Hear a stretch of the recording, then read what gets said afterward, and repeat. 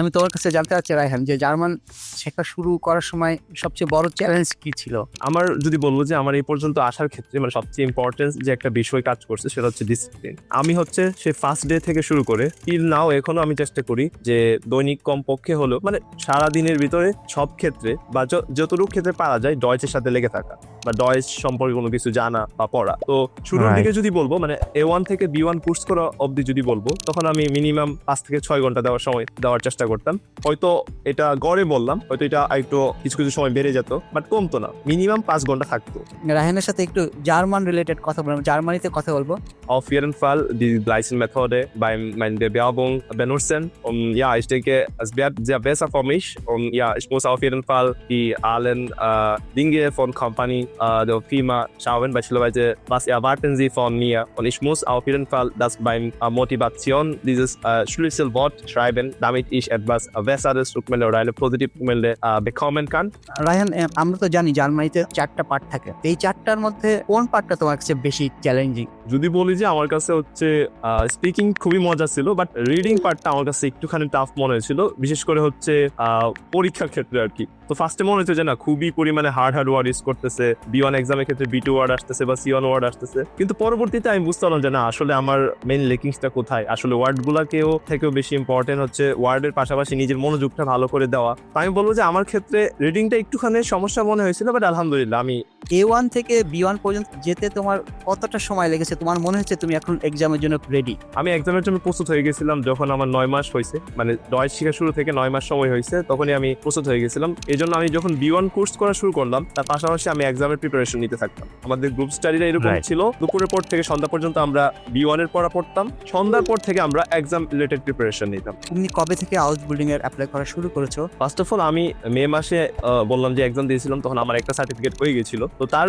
1 থেকে 2 মাস পরে আমি হচ্ছে এম্বাসির একটা ইয়েতে দেখলাম যে যদি স্পিকিং লেভেল ভালো থাকে, তো সার্টিফিকেট ছাড়াও সে হাউস বিলং ম্যানেজ করে যদি অফার লেটার নিয়ে আসতে পারে, এম্বাসি এটা অ্যাকসেপ্ট করবে। জুন জুলাইয়ের পর থেকে হাউস বিলং এর জন্য মানে 25-এর হাউস বিলং এর জন্য অ্যাপ্লিকেশন শুরু করে দিয়েছিলাম একটা সার্টিফিকেট দিয়ে। একটা সিভি অয়রোপাস থেকে বানাই ফেলছিলাম, মোটিভেশন লেটারও ChatGPT কে দিয়ে কোনো মতে হচ্ছে বানাই ফেলছি, মানে সবই AI দিয়ে করা। দেন আমি নিজের ইচ্ছা মতো অ্যাপ্লিকেশন করা শুরু করে দিয়েছিলাম, প্রায় 400-500 অ্যাপ্লিকেশন হয়তো এইভাবে করছিলাম। এবং যেটা হয়েছে, তুমি অনেক জায়গায় সেন্ড করেছো কিন্তু ব্লাইন্ড অ্যাপ্লিকেশন সেন্ড করেছো, এবং যে রিজেকশন গুলো দুই একটা যেটা পেয়েছো, সেগুলোর মধ্যে কি ধরনের রিজেকশন ছিল, তারা কি বলেছিল? আমি হচ্ছে 2 টাইপের রিজেকশন পাইছিলাম। ফার্স্ট অফ অল কিছু রিজেকশন ছিল যে অটোমেটিক রিজেকশন, মানে ওরা হয়তো এরকম সেট আপ করাই থাকে। আর কিছু কিছু রিজেকশন এরকম ছিল যে আমরা আমাদের পর্যাপ্ত করে পেয়ে গেছি অ্যান্ড আপনার সামনের জীবনের জন্য শুভকামনা। আর কিছু কিছু পজিশনে বললো যে আমি একটুখানি লেটে অ্যাপ্লাই করে ফেলছি, ওরা বলতেছে যে আমাকে আমাদের পরবর্তী যে সেশন, ওই সেশনে আপনি আবার ট্রাই করতে পারেন। তো পজিটিভ তো পাই নাই, নেগেটিভ গুলোই ছিল দেন এরকম টাইপই। এবং আমি শিওর তুমি যেহেতু এক্সটার্নাল স্টুডেন্ট ছিলা, তুমি কোথায় ইনস্টিটিউটের স্টুডেন্ট ছিলা না, সেই কারণে তুমি সিট পাইতে অনেক স্ট্রাগল হচ্ছিল। তারপর তুমি সিট পাচ্ছিলা থাইল, একটা অংশ পাচ্ছিলা আর একটা অংশ পাচ্ছিলা না। তো এটা আসলে খুবই প্যাথেটিক, মানে আমার কাছে জিনিসটা একটু অবাক লাগছে যে একটা স্টুডেন্ট পরীক্ষা দেওয়ার জন্য সিট পাচ্ছে না, তাকে একটা থাইল পরীক্ষা দিয়ে আরো অনেকদিন ওয়েট করতে হচ্ছে। এই জিনিসটা আসলে গোথিং ইনস্টিটিউটের দৃষ্টি আকর্ষণ করছি যে এটা আসলে আপনাদের একটু চেঞ্জ আসা দরকার। আপনারা শুধু গোথিং ইনস্টিটিউটের স্টুডেন্টদের উপর ফোকাস না করে যারা বাইরের স্টুডেন্ট আসছে, যারা বাইরে পড়াশোনা করছে, তাদেরকে যথেষ্ট সুযোগ দেওয়া উচিত। এটা আমার কাছে মনে হয় যে 50-50 চান্স থাকা উচিত। আসসালামু আলাইকুম সবাইকে। আজকে আমরা আমাদের মাঝে একজন গেস্টকে পেয়েছি। আপনারা শুনে খুবই আনন্দিত হবেন যে আমাদের একজন ছোট ভাই, এবং সে অলরেডি জার্মান B1 লেভেল শেষ করেছে। তার কাছে আজকে অনেক রকম আমাদের কোশ্চেন থাকবে, এবং সেগুলো থেকে আমরা জানতে পারবো সে কিভাবে B1 শেষ করেছে, সে কিভাবে হাউস বিল্ডিং এর জন্য প্রস্তুতি নিয়েছে এবং কিভাবে অ্যাপ্লাই করছে। এবং পরিশেষে আমরা তার সাথে কিছুটা জার্মান কথা বলবো, জার্মান ভাষায়, যে তার জার্মান স্পিকিং লেভেলটা কোন পর্যায়ে গিয়েছে। তো আমি খুবই এক্সাইটেড, আমি শিওর আপনারা অনেক এক্সাইটেড। তার সাথে আমরা আজকে পডকাস্ট করে আমরা মোটামুটি একটা ধারণা নিব যে বাংলাদেশে জার্মান শেখার পর্যায়টা কেমন, এবং এটা কিভাবে আমাদের নিউ জেনারেশন সেই জিনিসটাকে কাজে লাগাতে পারেন তাদের ক্যারিয়ারকে সামনে নেওয়ার জন্য। তো চলুন আমরা শুরু করি। আমি প্রথমে রায়হানকে বলবো তার সংক্ষিপ্ত পরিচয় দিতে এবং আমাদের দর্শকদের জন্য তার যে সংক্ষিপ্ত পরিচয় সেটা তুলে ধরার জন্য। ধন্যবাদ আমিজুর রহমান ভাই। আসসালামু আলাইকুম সবাইকে। আহ, আমি হচ্ছে রায়হান অ্যান্ড আমার বাসা হচ্ছে ব্রাহ্মণবাড়িয়া। তো আমি হচ্ছে ডয়েস শিখতেছি প্রায় 1.5 বছর ধরে। তো তারই পাশাপাশি আলহামদুলিল্লাহ গত ডিসেম্বর মাসে আমার বি1 রেজাল্ট দিছে। তো আলহামদুলিল্লাহ এই মাসেই আর কি আমি আমার বি1 পরীক্ষা উত্তীর্ণ হতে পারছি আলহামদুলিল্লাহ চারটায় দিই। এর পাশাপাশি হচ্ছে এখন আউসবিলের জন্য চেষ্টা করতেছি, আবেদন করতেছি, এই আর কি। সুন্দর। রায়হান, তো আমি যতদূর তোমার কাছ থেকে আমি জানতে পেরেছি যে তুমি বিয়ন্ড লেভেল শেষ করেছো, এবং তুমি হচ্ছে আম, মোটামুটি আমি তোমার সাথে দুই একবার কথা বলেছি, তোমার জার্মান লেভেলটা আমার কাছে যথেষ্ট ভালো মনে হয়েছে। তুমি যদি আমাকে একটু যে আইডিয়া দিতে যে তুমি জার্মান শেখার আগ্রহটা তোমার মধ্যে কিভাবে আসলো, এবং তুমি কিভাবে জার্মান Okay. শেখা শুরু করলা। আচ্ছা, আসলে এটা বলতে গেলে হচ্ছে আমাকে একটুখানি পিছনে যেতে হয়। আসলে আমি হচ্ছে 2023 সালে আমার এইচএসসি পরীক্ষা দিয়েছিলাম। তো তারপরে হচ্ছে আমি বাংলাদেশের সবাই যেরকম করে গতানুগতিক আমিও ইউনিভার্সিটি অ্যাডমিশনের জন্য ট্রাই করলাম। And আলহামদুলিল্লাহ আমি হচ্ছে বরিশাল ইউনিভার্সিটিতে সুযোগও পেয়েছিলাম। আসলে তখন আমার ওই সাবজেক্ট পছন্দ না আসার কারণে তখন আমি ডিসিশন নিয়েছিলাম যে না, আমার হয়তো ভালো করে প্রিপারেশন না হয় না, আমি দেখি দ্বিতীয়বার আবার চেষ্টা করব। তো তার মধ্যে আমার কাছে হচ্ছে জার্মানের রিলেটেড একটা ভিডিও আসছিল। হয়তো সরকার আকাশ ভাই নামে কোনো ভাই হবে যে। তো ওনার ভিডিও দেখে আমি একটুখানি অনুপ্রাণিত হয়েছিলাম, দেন আউসবিলের সম্পর্কে তখন এর ফার্স্ট জানতে পারি। তো আমার একটা ফ্রেন্ডও ছিল, হ্যাঁ, আবুল ফাইজ নাম। তো ও আমাকে বলছিল যে না, তুই ভাষা শিখলে তুই জার্মানিতে যাইতে পারবি। জিনিসটা আমার কাছে খুবই এক্সাইটিং লাগছিল ফার্স্টে, আসলে ভাষা শিখেও যাওয়া যায়। হুম। তো আমি একটুখানি জিনিসটা নিয়ে সামনে আগাইলাম বা একটু দেখাশোনা করলাম, যে রিসার্চ করলাম যে আসলে কি যাওয়া যায় কিনা।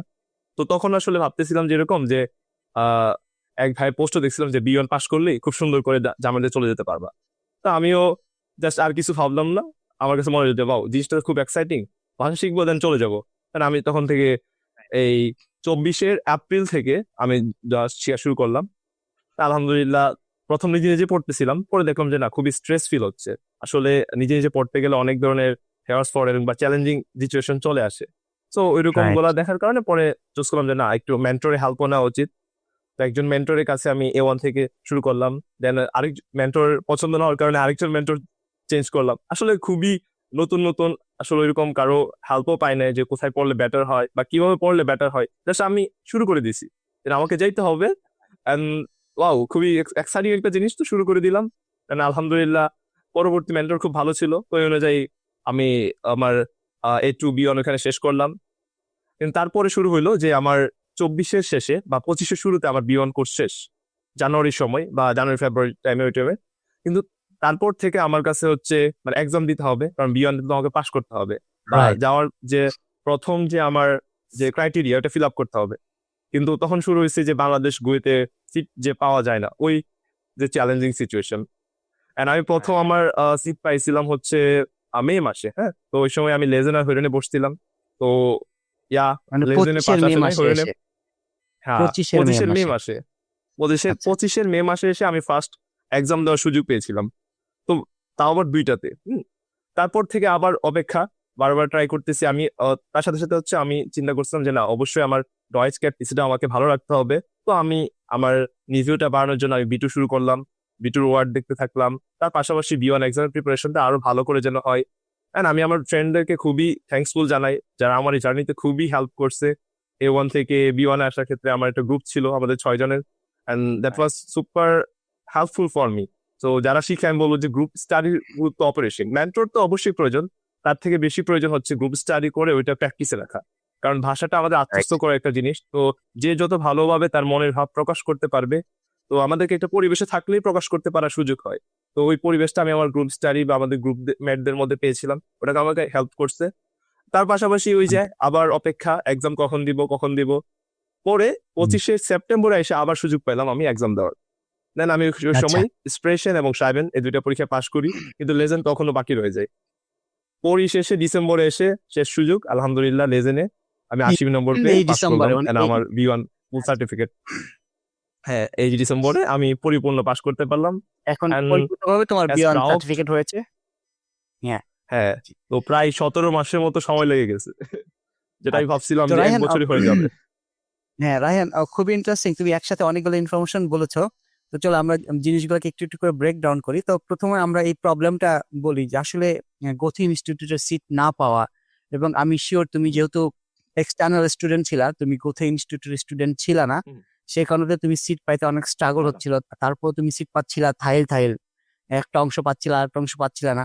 তো এটা আসলে খুবই প্যাথেটিক, মানে আমার কাছে জিনিসটা মানে একটু অবাক লাগছে যে একটা স্টুডেন্ট পরীক্ষা দেওয়ার জন্য সিট পাচ্ছে না, তাকে একটা থাইল পরীক্ষা দিয়ে আরো অনেকদিন ওয়েট করতে হচ্ছে। এই জিনিসটা আসলে গথি ইনস্টিটিউটের দৃষ্টি আকর্ষণ করছি, যে এটা আসলে আপনাদের একটু চেঞ্জ আসা দরকার। আপনারা শুধু গথি ইনস্টিটিউটের স্টুডেন্টদের উপর ফোকাস না করে যারা বাইরে স্টুডেন্ট আছে, যা বাইরে পড়াশোনা করছে, তাদেরকে যথেষ্ট সুযোগ দেওয়া উচিত। এটা আমার কাছে মনে হয় যে 50-50 চান্স থাকা উচিত, তোমাদের 50% স্টুডেন্ট, বাইরে 50% দিয়ে এভাবে করলেই হয়তো ভালো হয়। কারণ এই জিনিসটা একটা একটা হেডেক পর্যায়ে চলে গেছে, এবং গত ইনস্টিটিউট জিনিসগুলো যেভাবে হ্যান্ডেল করছে আসলে একটু জিনিসটা একটা শোভনীয় না, দেখতে ভালো না যে একটা স্টুডেন্ট পরীক্ষা দেওয়ার জন্য দিয়ে তুমি 17 মাস তোমার মোটিভেশন লাগলো, মানে গত মোটিভেশনটা ধরে রাখা যায় মোটিভেশনটা। না। হ্যাঁ, যে মানে একটা তুমি মোটিভেশন নিয়ে একটা এপ্রিলে, স্টুডেন্ট প্রস্তুত। হ্যাঁ হুম, মানে মেয়ের এই বছরের মেতে প্রথমে একটা বা দুইটা থাইল পরীক্ষা দিলা, তারপরে আবার সেপ্টেম্বরে একটা থাইল পরীক্ষা দিলে, এরপরে ডিসেম্বরে, মানে ইটস কাইন্ড অফ ফান। মানে এটা আসলে এভাবে হওয়া উচিত না, মানে এটা আসলে যাই হোক, মানে এটা গতি ইনস্টিটিউটের প্রতি আমার একটা অসম্ভব একটা আহ, একটা কমপ্লেন থেকে গেল। তাদের এই ভাষা শেখানোর বা ভাষা পরীক্ষা নেওয়ার যে মানে সিস্টেমটা, সেটা আশা করি তারা আরো উন্নত করবে, এবং আমাদের দেশে ভাই বোনদেরকে তারা এই বিষয়ে আরো সহযোগিতা করবে, দরকার তারা আরো সিট বাড়াবে। তো এবারে রাহিনার তোমার বিষয়ে আসি। তুমি হচ্ছে বলছিলা যে এম, তোমার হচ্ছে একটা ভালো ফ্রেন্ড তৈরি হয়েছিল, এবং গ্রুপ স্টাডিটা তোমাকে অনেক হেল্প করেছে। হুম। তো এটা অবশ্যই Yeah. ইম্পর্টেন্ট ভিউয়ার্স, যে ভাষা শিখতে গেলে আসলে একা একা ভাষা ঠিক শেখাটা ডিফিকাল্ট। ডিফিকাল্ট এই অর্থে যে আপনি একা একা হয়তো অনেক কিছুই ইন্টারনেটে খুঁজে পাবেন, কিন্তু আপনি যখন শেখা শুরু করবেন তখন হয়তো আপনি হারিয়ে যাবেন বা আপনি রাস্তাটা খুঁজে পাবেন না। সেটার জন্য অলরেডি রায়হান বলেছে একটা মেন্টর দরকার, যে কিনা আপনাকে গাইড করবে। সে একজন টিচার হতে পারে, একজন বড় ভাই হতে পারে, অথবা কোনো ইনস্টিটিউট হতে পারে। তো মেন্টরটা অবশ্যই দরকার। ভাষা শেখার শুরুতে আপনি হয়তো B1 করা পর্যন্ত একটা মেন্টরের কাছে করাটাই বেটার। এরপরে চাইলে আপনি হয়তো একা একা, যেহেতু আপনি একটা পর্যায় পর্যন্ত ভাষা শিখে ফেলেছেন, আপনি হয়তো C1 এগুলো হয়তো আপনি একা একা, বা B2 এগুলো আপনি হয়তো একা একা ট্রাই করতে পারেন। তবে আমি উম, বলবো যে একদম শুরু থেকে A1 A2 B1 পর্যন্ত অবশ্যই একটা মেন্টরের কাছে আপনাদের ভাষা শেখা উচিত, এবং সাথে সাথে একটা গ্রুপ তৈরি করা উচিত। আপনার ফ্রেন্ড বা আপনি যাদের সাথে শিখছেন তাদের সাথে মিলে গ্রুপ করলে তাহলে হবে কি, আপনার ভাষা শেখা বা প্র্যাকটিস করার বিষয়টা আপনাদের মধ্যে আসবে। যেমন স্পিকিং থাইলটা আপনার প্র্যাকটিস করতে পারবেন, অথবা শ্রাইবেন, অথবা আপনারা একসাথে সুজামেন আপনারা কোনো কিছু লিসেনিং করতে পারেন। ফরেন জিনিসগুলো আপনাদের জন্য ইয়ে হবে। এবং একই সাথে আপনার যে গ্রামার গুলা শিখছেন সেগুলো হয়তো আপনারা একজন আরেকজনের সাথে লেখলেন, বা একজনকে দেখালেন, আরেকজনেরটার আপনারা চেক করলেন। এইভাবে আপনারা গ্রুপ ওয়াইজ ভাষাটা অনেক ভালো করতে পারবেন। তো আমি রায়হানের কাছে আরেকটা বিষয় জানতে চাচ্ছি যে তুমি যখন একা একা শেখা শুরু করলা, তখন হুম। কোন এসে তোমার কাছে মনে হলো মেন্টর লাগবে, এবং তুমি তোমার সেই মেন্টর বা সেই কোন ইনস্টিটিউটে তুমি সেখানে শুরু করেছিলা, যদি একটু আমাদের ভিউয়ার্সদেরকে জানাতা। ওকে, আমি যখন প্রথম শুরু করেছিলাম তো আমার কাছে নর্মালি তো ফার্স্টে সবাই যেখানে যায় ইউটিউব, তো আমি নর্মালি সার্চ করলাম A1 ইউটিউব। দেন ওইখান থেকে আসলে নিজে নিজে খুঁজে খুঁজে বের করার যে প্যারাটা, যেরকম আমি তখন ফার্স্টে ইয়া শিখলাম, হ্যাঁ ওয়ার্ড শিখলাম, ওয়ার্ডের পরে সাবেন গুলো শিখলাম, নাম্বার গুলো শিখলাম, ইয়াগা সাইড গুলো রাইট। শিখলাম। কিন্তু তারপরে আসলে আমি কিভাবে আগাবো, মানে আমার রুটিনটা কি, মানে গ্রাজুয়ালি আসলে কোন টপিকটা আগে পড়া উচিত, কোন টপিকটা পরে পড়া উচিত, হ্যাঁ ওই দিক থেকে চিন্তা করতে করতে আমি আসলে নিজেকে একটা ডিসিশনহীনতায় ভুগে যাচ্ছিলাম। পাশাপাশি ওই সময় আমার কোনো কমিউনিটিও নাই যে আমি আমি যা শিখতেছি তা প্র্যাকটিস করতে পারবো। তো এই দুইটার ঘাটতির অভাবে আমি মনে হলো যে না, যদি আমি কোনো একটা মেন্টরের কাছে পড়তে যাই, আমি একটা পর্যাপ্ত গাইডলাইনে থাকতে পারবো যে কোন কোন টপিকটা আমাকে কখন কিভাবে পড়তে হয়, বা কোনটা পড়লে বেটার হয়, এখন কোনটা আমার এই লেভেলের জন্য যথেষ্ট, এই এই গাইডলাইনটা আমি পাবো। তার পাশাপাশি আমি একটা একটা কমিউনিটি পাবো যেখানে ডয়েস শেখার মতো মানুষদের আরো পাবো, যাদের সাথে আমি আমার যে যে প্র্যাকটিসটা ওটা চালাই যেতে পারবো, গ্রুপ স্টাডি করতে পারবো। মেনলি আমার ওই রাইট। মানে গ্রুপ স্টাডি করার যে টেন্ডেন্সিটা ওটা খুবই ইয়ে ছিল, যে না আমি একটা কমিউনিটি চাচ্ছি যেখানে সবাই শিখবে, আমিও শিখবো, তাদের সাথে আমি একটা এক্সচেঞ্জ করতে পারবো, মানে ভাষাটা এক্সচেঞ্জ করতে পারলেই কিন্তু ভালোভাবে প্রকাশ পাই। তো আমিও ওই যে দুইটা ঘাটতির অভাবেই আমি মনে হলো যে না আমাকে এখন একটা মেন্টর চুজ করা উচিত। তো আমি ফার্স্টে এমন একটা মেন্টরের কাছে পড়ছিলাম, তার নাম ছিল হচ্ছে ডয়েচ মিট ফারজানা। হ্যাঁ, তো ওইখান থেকে পড়ার পরে মোটামুটি ভালোই হয়েছে, খারাপ বলবো না, কিন্তু পরে আমার জন্য সুফিটেন্স ছিল না। তো তারপরে এ টু থেকে বি ওয়ান আমি হচ্ছে সবাই হয়তো চিনবেন শরফুদ্দিন আহমেদ স্যার, ওনার কাছে হচ্ছে আমি এ টু থেকে বি ওয়ান কোর্সটা কমপ্লিট করি অনলাইনে। তো আলহামদুলিল্লাহ আমি রাইট। এবার জিয়া সুফরিডেন খুবই আমি সন্তুষ্ট ছিলাম। এন্ড আমি ওইখান থেকে আমি একটা ভালো একটা গ্রুপ পেয়ে যাই যারা আসলেই ডয়েচ শিখতে চাই এন্ড ডয়েচের প্রতি খুবই রাইট। মোটিভেটেড। তাদেরকে নিয়ে আসলে পরবর্তী আমার জার্নিটা শুরু হয় আর কি। আচ্ছা, তাহলে আপনার দুইজন মেন্টরই তারা হচ্ছে অনলাইনে ছিলেন, আপনারা তাদেরকে অনলাইনে হ্যাঁ, তাদের তো অনলাইনের ডয়েচ ডয়েচ উইথ ফারজানা, সে আপুটাও হয়তো অনলাইনে শেখাচ্ছিল, A1 জি জি, যার কাছে শেখাচ্ছ। আর আর হচ্ছে যেটা শরফুদ্দিন স্যার, শরফুদ্দিন উনি আহমেদ। সম্ভবত গোতে গোতে ইনস্টিটিউটের টিচার, রাইট? আর উনি কি হ্যাঁ প্রাইভেটলি করেন? হ্যাঁ, উনি অনলাইনে পড়াইতো আমাদেরকে, এখনো কিন্তু পড়ায় সে হয়তো। কি গোতে ইনস্টিটিউটের টিচার ছিলেন উনি? জি জি, হ্যাঁ উনি হচ্ছে জার্মানি গোতে ইনস্টিটিউটের টিচার ছিলেন, মেবি মিউনিকের or something else that, right, এরকম। রাইট। সো তো উনার উনার টিচিং মেথডটা অবশ্যই তাহলে অনেক বেটার ছিল, বা উনার কাছ থেকে অনেক ভালোভাবে শিখতে পেরেছে। তো ইয়া সুন্দর। বম্বাস্টিক। হ্যাঁ, তার তার তার বিষয়ে অনেক শুনেছি, সে অনেক ভালো পড়ায় এবং তার তার স্টুডেন্টরা যথেষ্ট জুফ্রিডেন, মানে তারা সবাই স্যাটিসফাইড তার তার পড়ার নিয়ে। তো আমি তোমার কাছে জানতে চাচ্ছি রায়হান, যে জার্মান শেখা শুরু করার সময় সবচেয়ে বড় চ্যালেঞ্জ কি ছিল? এবং জার্মান শেখার জন্য প্রতিদিন গড়ে কত ঘন্টা করে তুমি সময় ওই সময় দিয়েছিল স্টার্টিং এর দিকে? ওকে, আমি হচ্ছে আমার আমার যদি বলবো যে আমার এই পর্যন্ত আসার ক্ষেত্রে মানে সবচেয়ে ইম্পর্টেন্ট যে একটা বিষয় কাজ করছে সেটা হচ্ছে ডিসিপ্লিন। আমি হচ্ছে সে ফার্স্ট ডে থেকে শুরু করে টিল নাও এখনো আমি চেষ্টা করি যে দৈনিক কমপক্ষে হলেও মানে সারা দিনের ভিতরে সব ক্ষেত্রে বা যতটুকু ক্ষেত্রে পারা যায় ডয়েচের সাথে লেগে থাকা বা ডয়েচ সম্পর্কে কোনো কিছু জানা বা পড়া। তো শুরুর দিকে রাইট। যদি বলবো মানে A1 থেকে বি ওয়ান কোর্স করা অবধি যদি বলবো, তখন আমি মিনিমাম 5 থেকে 6 ঘন্টা দেওয়ার সময় দেওয়ার চেষ্টা করতাম। হয়তো এটা গড়ে বললাম, হয়তো এটা একটু কিছু কিছু সময় বেড়ে যেত, বাট কমতো না, মিনিমাম 5 ঘন্টা থাকতো। যেটা হচ্ছে আমি খুবই মোটিভেটেড ছিলাম যে না, সুন্দর, খুবই সুন্দর। একটা এক্সাইটিং একটা জিনিস। তো আমি চেষ্টা করতাম মিনিমাম 5 ঘন্টা রাখা, বা এটা একটু বেটার হতো মাঝে মাঝে 6-7 ঘন্টা হতো। তো এই ছিল আর কি। তাহলে মানে জার্মান তুমি অনেক মোটিভেশন নিয়ে শিখেছো। তোমার জার্মান শিখতে অনেক ভালো লেগেছে, মানে বোর লাগে না, তুমি 5-6 ঘন্টা না, এক্সাইটমেন্ট নিয়ে শিখেছো, এটা অনেক অনেক হ্যাঁ হ্যাঁ, ইন্টারেস্টিং। তো ভিউয়ার্স, মানে আপনারা যদি মোটিভেশন নিয়ে শিখেন, আপনাদের মধ্যে যদি ওই মোটিভেশনটা থাকে বা এক্সাইটমেন্ট থাকে যে একটা নতুন ভাষা শিখছেন, সেটা শেখার যে আগ্রহ, তাহলে ভাষা শেখাটাকে আপনার জন্য আরো যেন সহজ হবে এবং আপনি ওটা বোর ফিল করবেন না। তো এটা একটা ভালো একটা আমরা টিপস যেটা আমরা রায়হানের কাছে জানতে পারলাম। তো আরেকটা আম, দিক যদি রা- বলবো, হ্যাঁ। আহ আরেকটা ছোট দিক যেটা হচ্ছে, হ্যাঁ মোটিভেশন হারায় যায় আসলে, জিনিসটা হচ্ছে এটা একটা লং টাইম প্রসেস। হ্যাঁ, হয়তো সবাই ওরকম সেম মোটিভেশন প্রথম দিন যেটা থাকে শেষ পর্যন্ত রাখতে পারে না। তো আমারও এরকম অনেক সময় হইতো যে না হয়তো আমি কি পারবো না। এই যে আপনি প্রশ্ন করছিলেন যে সবচেয়ে কঠিন লাগার জিনিসটা কি ছিল আমার জন্য, এই যে ভোকাবেল, হ্যাঁ ওয়ার্ডের যে বিষয়টা, এটা খুবই মানে আমি ফার্স্ট 6 দিন যা ওয়ার্ড পড়লাম, এরপরে 7 দিনের মাথায় এসে আমি দেখলাম যে প্রায় অর্ধেকের বেশি ভুলে যাচ্ছি।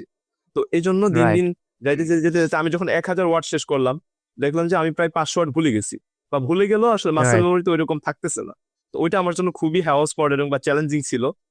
কিন্তু তারপরেও আসলে নিজেকে মোটিভেটেড রাখার জন্য ডয়েচ রিলেটেড ভিডিও দেখতাম, ডয়েচের ন্যাচারাল ভিডিও গুলো দেখলাম, দেখতে ভালো লাগতো যে না যদি আমি শিখি তাহলে আমিও যেতে পারবো, ওই পরিবেশে আমি থাকতে পারবো, ওদের সাথে চলতে পারবো। সুন্দর। ওইটা আমাকে খুব মোটিভেশন দিত।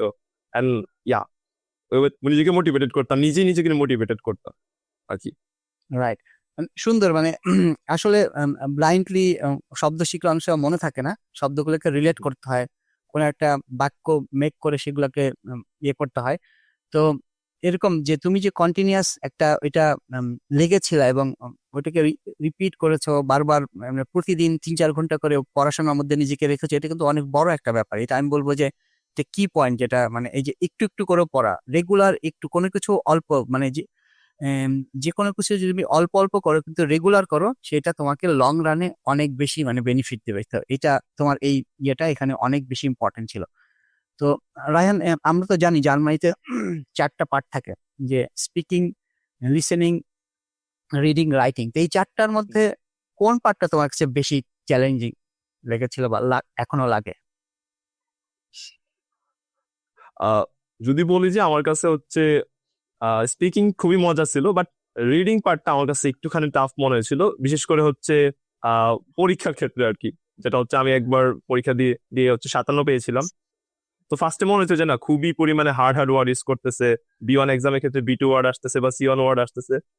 কিন্তু পরবর্তীতে আমি বুঝতে পারলাম যে না, আসলে আমার মেইন লেকিংসটা কোথায়, আসলে ওয়ার্ড গুলাকেও থেকেও বেশি ইম্পর্টেন্ট হচ্ছে ওয়ার্ডের পাশাপাশি নিজের মনোযোগটা ভালো করে দেওয়া, পর্যাপ্ত পরিমাণ রাইট। মানে সময় দেওয়া, যেটা হচ্ছে আসলে টাইমিং মেনটেনেন্স করাটা বিষয়টাও অনেক ইম্পর্টেন্ট। আমি বলবো যে আমার ক্ষেত্রে রিডিংটা একটুখানি সমস্যা মনে হয়েছিল, বাট আলহামদুলিল্লাহ আমি সবগুলোই আমার কাছে অনেক মজা লাগছে। কারণ আমি আসলে ভাষাটাকে নিজের মতো করে শিখছি। মানে আমি চাইতাম যে এটা আমার বাংলা যেরকম আমার মাতৃভাষা, আমি চাইতাম যে ডয়েসটাকেও আমি এরকম ভাবে নিজের ভিতরে আত্মস্থ করার চেষ্টা করি। কেন আমি বাংলায় যা বলতে পারতেছি ডয়েসে কেন বলতে পারবো না বা লিখতে পারবো না, বা কেউ বললে আমি বুঝতে সুন্দর। পারবো না কেন। সো আমি ওইভাবেই ট্রাই করতাম, আর আলহামদুলিল্লাহ ওটা আমাকে অনেক হেল্প করছে। তো বিশাল কঠিন লাগে নাই তোমার, আর কি। হ্যাঁ, না না, এই যে তুমি, আমি আমি আসলে তোমার কাছে উত্তর আশা করেছিলাম যে তুমি বলবা ভাই আমার কাছে স্পিকিং বা রিডিং কঠিন লেগেছে, কিন্তু আমি খুবই অ্যামেজিং শুনে যে তুমি এই জিনিসগুলো আরো বেশি আগ্রহ নিয়ে তুমি শিখেছো, যেটা যেটা তোমার কাছে আসলে ওইগুলা কঠিন লাগে না, কারণ তোমার মধ্যে ওই মোটিভেশন ছিল, শেখার শেখার মানে যে ক্ষুধা সেটা ছিল।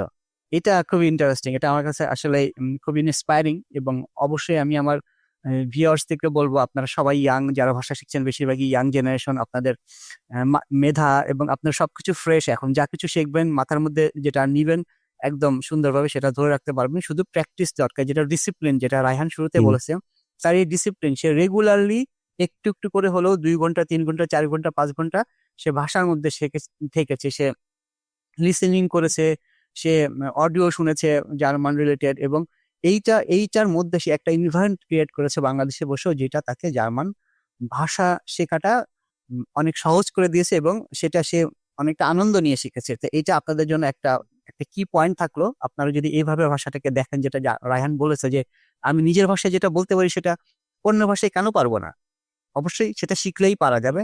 এই এই দৃষ্টিকোণ থেকে যদি আপনারা ভাষাটাকে দেখেন, তাহলে ভাষাটা আপনাদের কাছে কঠিন লাগবে না। এবং আমি শিওর যে জার্মান ভাষাটা আমাদের মাতৃভাষা বাংলা তো যথেষ্ট কঠিন, আমি বলবো যে আপনারা যদি আগ্রহ নিয়ে মোটিভেশন নিয়ে শিখেন, জার্মান ভাষা আপনাদের এত কঠিন লাগবে না। অনেক অনেক অনেক ইন্টারেস্টিং রায়হান, তোমার এই কথাগুলো শুনে আমি নিজেও অনেক মোটিভেটেড ফিল করছি যে এইভাবে মানে মোটিভেশন নিয়ে কোনো কিছু শিখলে অবশ্যই সেটার ভালো রেজাল্ট পাওয়া যায়। তো রায়হান, তোমার কাছে আমি জানতে চাচ্ছিলাম, অলরেডি তুমি বলেছো যে তুমি 24 এপ্রিল থেকে ভাষা শেখার সিদ্ধান্ত নিলা, এবং এরপরে এসে তুমি হয়তো এর মধ্যেই ভাষাটা যথেষ্ট আয়ত্ত করে ফেলেছো, যেহেতু তুমি রেগুলারলি পড়াশোনা করতা। কিন্তু তুমি হচ্ছে পরীক্ষা দেওয়ার প্রথম সুযোগ পেয়েছো 2025 সালের মেতে এসে, 2টা থাইল দিয়েছো, তারপরে সেপ্টেম্বরে এসে তুমি আরেকটা থাইল দিতে পেরেছো, এরপরে তুমি ডিসেম্বরে এসে আরেকটা থাইল দেওয়ার সুযোগ পেয়েছো। সেটা এই সবকিছু ডিলে হয়েছে শুধু গোথে ইনস্টিটিউট তোমার সিট না পাওয়ার কারণে। তো এইটা তো আসলে ইয়া। তোমার হাতে নেই, কিন্তু আমি যেটা জানতে চাচ্ছিলাম যে তুমি যখন 2024 সালে এপ্রিলে ভাষা শেখা শুরু করলা, তারপরে তো তুমি একদম বি ওয়ান পর্যন্ত শিখেছো একটানা, তাই না? কোনো মাঝখানে কোনো এক্সাম দাওনি, তুমি ডিরেক্ট এক্সামে বসেছো B1 এর, রাইট? A1 A2 এক্সাম দাওনি। তো এই জি জি। A1 না, থেকে দাঁড়ানি। B1 পর্যন্ত যেতে যেতে তোমার কতটা সময় লেগেছে? তোমার মনে হচ্ছে তুমি এখন এক্সামের জন্য রেডি? এই সময়টা কতদিন ছিল তোমার, মানে A1 থেকে B2 পর্যন্ত যেতে?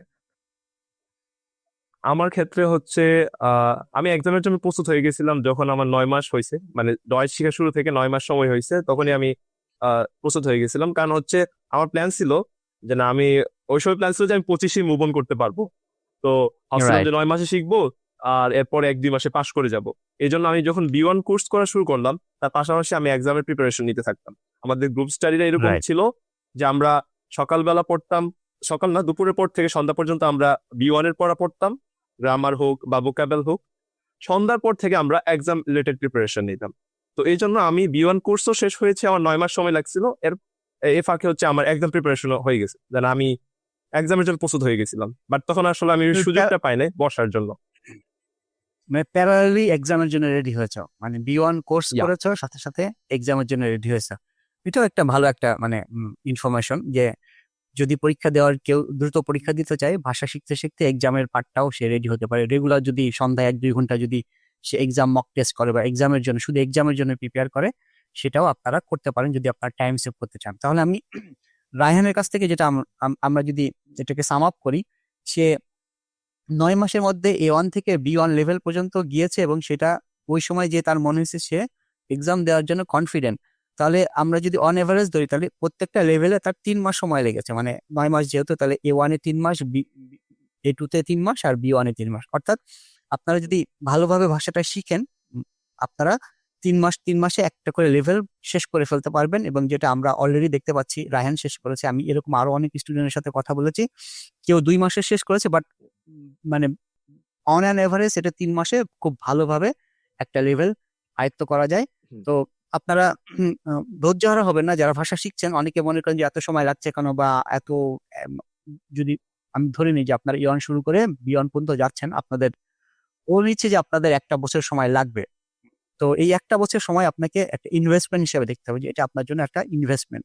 একটা ভাষা, যে কোনো একটা ভাষা শিখতে পারাটা এটা হচ্ছে আপনার জন্য একটা অ্যাসেট। আপনি একটা জিনিস নতুন কিছু শিখেছেন।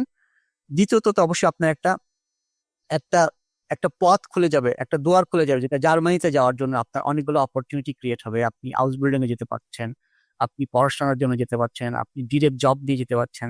ডিরেক্ট জব নিয়ে অর্থ বলছি যারা আমাদের দেশের অনেক ভাই অলরেডি, যারা ভাই বোনেরা নার্সিং শেষ করেছেন এবং তার লাইসেন্স প্রাপ্ত নার্সিং ডিগ্রি আছে, তারা অনেকে ডিরেক্ট জব নিয়ে যেতে পারে না, বা অনেকেই কোন বিষয়ে স্কিল আছে, এক্সপার্টিস, সেটাও তারা আরেকটু ভাষা, জার্মান ভাষা জানার কারণে সেই সেই বিষয়গুলোতে তারা স্কিল স্কিল ওয়ার্কার হিসেবে যেতে পারছে। তো এরকম অসংখ্য আপনার রাস্তা খুলে যাচ্ছে। এরপরে অপেয়ার আছে, তারপরে আপনার ভলেন্টিয়ারি বিভিন্ন প্রোগ্রাম আছে, মানে এরকম বিভিন্ন রকমের রাস্তা আপনার সামনে খুলে যাচ্ছে। কাজে একটা ভাষা শেখা শুধু আপনার এই 1 বছরের সময় ইনভেস্টমেন্ট করার কারণে আপনার কতগুলো জিনিস খুলে যাচ্ছে এরকম। হ্যাঁ, তবে এটাও সাথে বলে রাখতে যে আপনি 1 বছরের ভাষা শেখার পরে যে আপনার সবকিছু হয়ে যাবে ব্যাপারটা তাও না। আপনার আরেকটু হতে সময় লাগবে, আরো 1 বছর সময় লাগতে পারে, কিন্তু আপনাকে ধৈর্য ধরে এটার সাথে লেগে থাকতে হবে এবং অবশ্যই আপনি এটার রেজাল্ট পাবেন। তো আমি রায়হানের এই বিষয়গুলো আমার কাছে খুব ইন্সপায়ার করে যে উম, একটা এইচএসসি পাশ করা একটা ছেলে এতখানি ডিসিপ্লিন ভাবে ভাষা শিখেছে এবং ডেডিকেশন ধরে রেখেছে। এটা আসলে রেসপেক্ট রায়হানের জন্য যে সে নিজেকে, নর্মালি এই বয়সে কি হয়, আমরা ইন্টার পাস করে যাওয়ার পরে একটু একটু ফ্রিলি ঘোরাফেরা বা একটু গায়ে বাতাস লাগানো, যেটা আমরা বলি, ঠিক আছে, একটু আড্ডা মারি, একটু ঘোরাফেরা করি, পরে দেখা যাবে। বাট এটা আমি রায়হানের এই কথাতে আমার ভালো লেগেছে যে এই সময়টাকে সে, যেটা ক্যারিয়ার আমরা বলে থাকি যে খুবই একটা গোল্ডেন টাইম, এইচএসসি পাশ করার পরে আমি কোথায় যাব, কোথায় ভর্তি হব, কোথাও কোচিং করব কিনা, ইউনিভার্সিটি অ্যাডমিশন জন্য প্রিপেয়ার হবো কিনা, বা আমি আইএলটিএস বা টোয়েফেল করবো কিনা, বা কোনো একটা ভাষা শিখবো কিনা। তো রায়হান যেটা তার টাইম ইনভেস্ট করেছে জার্মান ভাষা শেখার পিছনে, সেইটা হচ্ছে একটা রাইট ওয়েতে সে সেটা শিখেছে এবং ডিসিপ্লিন করে সেটা এগিয়েছে। তো রায়হানের কাছে আরো অনেক বিষয় জানবো। সেটা হচ্ছে যে এখন রায়হান, তো এই ডিসেম্বরে এসে আনফরচুনেটলি তোমার, মানে তোমার অনিচ্ছা কারণে তোমার অত লম্বা সময় ওয়েট করতে হলো, তুমি ডিসেম্বরে এসে তোমার সবগুলো পার্ট পূরণ হয়ে গেল, মানে তুমি এখন B1 লেভেলের সবগুলো লেভেল পাস করে B1 সার্টিফিকেট অর্জন করেছো। তো আমি তোমার কাছে যেটা জানতে চাচ্ছি যে এই যে ভাষা শেখার পেছনে উম, উম, অবশ্যই তুমি তোমার নিজস্ব টেকনিক আছে, নিশ্চয়ই কোনো বই ফলো করেছো, কোনো অ্যাপ বা কোনো মেথড। তো তোমার লার্নিং মেথডটা জানলাম, রেগুলার করেছে, কিন্তু কোনো বই বা কোনো অ্যাপ বা কোনো অনলাইন রিসোর্স যেটা আমাদের ভিউয়ার্সদের কাজে লাগতে পারে সেটা যদি শেয়ার করতে। ওকে, আচ্ছা, আমি হচ্ছে 2টা অ্যাপ্লিকেশনের নাম বলবো। তো ফার্স্ট অফ অল হচ্ছে, যেহেতু আমি শুরুতে একটু বললাম যে আমার ক্ষেত্রে লেজেন্ডটা একটুখানি প্যারা দিচ্ছিল আমাকে, তো তখনই হচ্ছে আমি একটু খোঁজার ট্রাই করতেছিলাম যে না, আমি তো বই পড়তেছি, বইয়ের সব ওয়ার্ডই পড়তেছি। দেন আমি হচ্ছে মেনলি A1 থেকে B1 পর্যন্ত নেসবেক নয়, হ্যাঁ, যে বইটা, ওইটা আমি ফলো করলাম। নয়, রাইট। ওইটার, হ্যাঁ, হ্যাঁ, ওইটার যে গ্লোজার গুলা, ওই ওয়ার্ড গুলা পড়তাম, প্লাস ওইটা পুরোটা আমি রিডিং পড়তাম, দেন বুঝতে পারতাম। তো তারপর আমি ফিলিং করলাম যে না, আমার আসলে লেজেন্ডটা কেন যেন একটু প্যারা মনে হচ্ছে। তো এর পরে পরে আমি ডিসিশন নিলাম যে না, কোনো অ্যাপ্লিকেশন কিরকম আছে যে আমি ওয়ার্ড অনেক জানতে পারবো বা লেজেন্ডের জন্য রাইট। খুব হেল্পফুল। তখন আমি হচ্ছে টোডাই জার্মান নামে একটা অ্যাপ্লিকেশন, হ্যাঁ, ওইটার খুঁজে পেলাম। ফেসবুকেই কোনো একজনে সাজেস্ট করছিল, তো তখন ওইখানে দেখতে পেলাম যে না, লেভেল অনুযায়ী অনেক আর্টিকেল সাজানো থাকে, অনেক নিউজ পেপার সাজানো থাকে, A1 A2 B1 right. B2 C1 C2 পর্যন্ত। তো আমি ওইখান থেকে লেজেন্ড পড়তে থাকলাম, প্রতিদিন একটা একটা করে পড়তাম। আর ওইখান থেকে আমি নতুন খুব ইন্টারেস্টিং ওয়ার্ড পাইতাম, বা ওয়ার্ড গুলো আমি কালেক্ট করে রাখতাম, যেগুলো আসলে আমার রাইট। লেজেন্ডের যে দক্ষতা ওটা খুবই ইম্পর্টেন্ট বা খুবই বৃদ্ধি করতে খুবই সহায়তা করছে ওইটা। তো আমি বলবো যে যদি লিজেনের ক্ষেত্রে এক্সট্রা হিসাবে কোনো অ্যাপ্লিকেশন হিসেবে কেউ ইউজ করতে চায় তাহলে টোরাই জার্মান অ্যাপটাকে রাখতে পারে, ওটা খুবই হেল্পফুল লেজেনের জন্য। আর এক্সপ্রেশনের জন্য নর্মালি আমি যেটা বলছিলাম যে গ্রুপ স্টাডি করতাম, ওইখানে আমরা যে কোনো থ্যামা নিয়ে আমরা চেষ্টা করতাম সবার নিজস্ব ওয়েতে ব্যাখ্যা দেওয়ার, দেন যদি যারটা বেস্ট মনে হতো ওটা আমরা নিতাম। তার পাশাপাশি হ্যাঁ চ্যাট জিপিটি থেকেও ধারণা নিতাম, কিন্তু সবচেয়ে বেশি হেল্পফুল যেটা ছিল আমার জন্য হ্যালোটক একটা অ্যাপ আছে। তো ওইখানে হচ্ছে আমি রাইট, হ্যালো টক। এটুতে থাকা অবস্থায় ওইখানে গিয়েছিলাম। তো ওইখানে যাওয়ার পরে যদি একটা মজার কাহিনী বলবো, যে ফার্স্ট অফ অল আমি একটা ডয়েচ নেটিভের জার্মান গ্রুপে ঢুকলাম, ওর রুমে ঢুকলাম। তো ওরা খুবই স্পিডে বলতেছিল, প্লাস ওদের অ্যাকসেন্ট গুলো খুবই সুন্দর ছিল। তো আমিও then ওইখান থেকে খুবই মোটিভেট হচ্ছিলাম যে না, ডয়েস আসলে এত সুন্দর করে বলা যায়, ইনশাল্লাহ হয়তো আমিও পারবো ভালো করলে, ট্রাই করলে। দেন আমি ওই সময় নিচে থাকতাম আর যারা ভালো পারতো তাদের থেকে শুনতাম, বা তাদের যে অ্যাকসেন্ট গুলা বা তাদের যে আউজ স্প্রাকে গুলা, উচ্চারণ গুলা কিরকম, ওগুলা একটু একটু করে নেওয়ার ট্রাই করতাম। তো আমার লেভেলটা যখন B1-এ গেল তখন আমিও নিজে নিজে রুম খোলা শুরু করলাম। আমিও ওইখানে আহ হালকা পাতলা স্পিকিং করা ট্রাই করলাম। অ্যান্ড যেগুলো পারতেছিলাম না হয়তো কারো কাছ থেকে শিখে নিতাম অথবা চ্যাট জিপিটি থেকে দেখে নিতাম। বাট মেইনলি আমার ইউজ করা বা আমার যে স্পিকিংটা বলার ক্ষেত্রে বা একটা পরিবেশ পাওয়ার ক্ষেত্রে হ্যালোটক অ্যাপটা খুবই ইম্পর্টেন্ট কাজ করছে। তার পাশাপাশি আমার হ্যালো গ্রুপ টক, রাইট। স্টাডিটাও খুবই গুরুত্বপূর্ণ ছিল। সো স্পিকিং এর ক্ষেত্রে বলবো যে হ্যালোটকটা খুবই কাজে দিচ্ছে। আর লেজনের রাইট। ক্ষেত্রে আমি টোরাই জার্মান অ্যাপটা ইউজ করতাম, ওটা খুবই কাজের ছিল। ওকে, তো Yeah. ভিউয়ার্স আপনারা জানলেন যে হ্যালো টক এটা স্পিকিং প্র্যাকটিস করার জন্য, যেখানে আপনারা আপনাদের একটা খুলে প্র্যাকটিস করতে পারেন গ্রুপের সাথে, বা নিজের একটা খুলে প্র্যাকটিস করতে পারেন। আর হচ্ছে টোরাই, না আপনি যেটা বললেন, তো যেটা টোরাই জার্মান। টোরাই জার্মান Yeah. সেখানে হচ্ছে স্পিকিং, যে রিডিং এর ক্ষেত্রে, রাইট, রিডিং রিডিং এর জন্য। Yeah. লেজেনের রিডিং এর জন্য সেইটা হচ্ছে অনেক হেল্পফুল হবে। তো আশা করি আপনারা এই এই অ্যাপগুলা ব্যবহার করবেন যারা জার্মান ভাষা শিখছেন। তো এখন আমি রায়হানের কাছে জানতে চাচ্ছি যে ভাষা শেখা হয়ে গেছে, তো হয়তো তুমি ভাষা শেখার শেষেই বা ভাষা শিখতে শিখতে হয়তো হাউস বিল্ডিং এর জন্য অ্যাপ্লাই করার চিন্তা করেছো। তো আমাকে যদি তুমি একটু বলতা যে তুমি কবে থেকে হাউস বিল্ডিং এর অ্যাপ্লাই করা শুরু করেছো, এবং সেই শুরু করার প্রসেসটা বা তোমার শুরুটা কেমন ছিল, বা এখন কিভাবে করছো, জিনিসটা একটু আমাদেরকে যদি খুলে বলতা। ওকে ওকে ফার্স্ট অফ অল আমি মে মাসে বললাম যে এক্সাম দিয়েছিলাম, তখন আমার একটা সার্টিফিকেট হয়ে গেছিল। তো তার 1 থেকে 2 মাস পরে আমি হচ্ছে যে এম্বাসির একটা ইয়েতে দেখলাম যে যদি স্পিকিং লেভেল ভালো থাকে তো সার্টিফিকেট ছাড়াও সে আসবিলং ম্যানেজ করে যদি অফার লেটার নিয়ে আসতে পারে, এম্বাসি এটা অ্যাকসেপ্ট করবে। তো ওই চিন্তা ভাবনা থেকে Okay. আমি হয়তো জুন জুলাইয়ের পর থেকে হাউস বিলং এর জন্য, মানে 25-এর হাউস বিলং এর জন্য অ্যাপ্লিকেশন শুরু করে দিয়েছিলাম একটা সার্টিফিকেট দিয়ে। বিকজ অফ আমি খুবই কনফিডেন্ট ছিলাম আমার স্পিকিং নিয়ে, যে না যদি আমি একটা ফার্স্ট এলং গেস্ট বা ইন্টারভিউ পাই হয়তো আমি এটা আমি শেষ করতে পারবো বা আমি কনভিন্স করতে পারবো। তো শুরুর দিকে এরকমই ছিল, একটা সিভি অয়রোপাস থেকে বানাই ফেলছিলাম অ্যান্ড Right. মোটিভেশন লেটারও চ্যাট জিপিটি কে দিয়ে কোনো মতে হচ্ছে বানাই ফেলছি, মানে সবই এআই দিয়ে করা।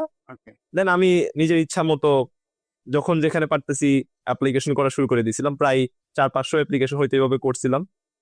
তো ওই সময় আসলে হুম। ওইরকম পর্যাপ্ত পরিমাণের রুকমেলডং আর আসছিল না। হ্যাঁ, যেগুলাই আসতো বেশিরভাগই আসতো না, আর কিছু যেগুলো আসতো ওগুলো না বোধক লাইডার। আচ্ছা, রাহেন, তো তাহলে তুমি জাস্ট তোমাকে একটু থামালাম আমি জিনিসটা বোঝার জন্য। তোমার যখন একটা থাইল পাস হয়েছে, প্রথম থাইলটা কি কি পাস করেছিলা? Expression, right? হইলেন তোমার হিরোগান হোরেনটা পাস করেছো। তো হোরেনটা পাস করার পরে তুমি সেটা হয়েছে তোমার জুন জুলাইতে, তুমি তখন 25 সালের ব্যাচ ধরার জন্য, মানে হাউস বিল্ডিং ধরার জন্য, হাউস বিল্ডিং গুলো নর্মালি অগস্ট সেপ্টেম্বরে শুরু হয়ে যায়। তোমার হাতে 1-2 মাস সময় ছিল। নর্মালি মে জুনের মধ্যে হচ্ছে হাউস বিল্ডিং গুলো দেওয়া হয়ে যায় যারা হচ্ছে শুরু করবে। তো তুমি একদম ভেরি এন্ডে অ্যাপ্লিকেশন করেছো, এবং তাও ব্লাইন্ডলি করেছো। চ্যাট জিপিটি কে দিয়ে তুমি হচ্ছে মোটিভেশন লেটার লিখেছো, এবং তুমি হচ্ছে তোমার রেভেন্স লাভ, যেটা মানে ওয়্যারপাসের একটা স্ট্যান্ডার্ড ধরে বানিয়েছো, কিন্তু তুমি জাস্ট এটা আর কোনো চেঞ্জ করে সব জায়গায় শুধু কপি পেস্ট ওটা সেন্ড করে গেছো, হ্যাঁ রাইট? কপি পেস্ট হ্যাঁ, টাইপ ছিল, হ্যাঁ সময় কপি পেস্ট বাঁচানোর টাইপ জন্য। সেন্ড করে গেছো। এবং যেটা হয়েছে, তুমি অনেক জায়গায় সেন্ড করেছো কিন্তু ব্লাইন্ড অ্যাপ্লিকেশন সেন্ড করেছো, এবং এটা একটা ভুল ছিল।